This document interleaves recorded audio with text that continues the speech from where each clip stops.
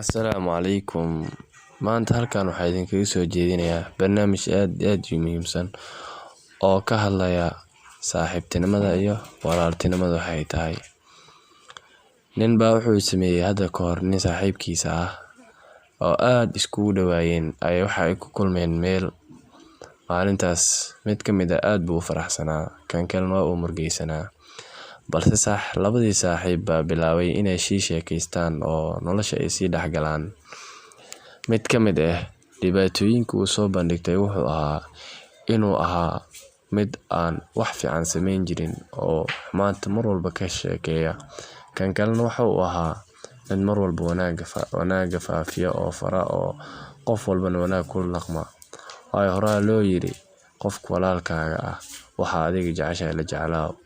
Marka nin walba oo walaalkiisa wuxuu si jecel yahay naftiisa aan la jeclaynin mar walba ma liibaano, sidoo xadiidka nabiga inoo sheegay sallallahu alayhi wasallam. Asxaabtayda maanta barnaamijkeena halkaas ayaan ku soo gabagabaynaynaa. Assalaamu calaykum waraxmatullaahi wabarakaatuh.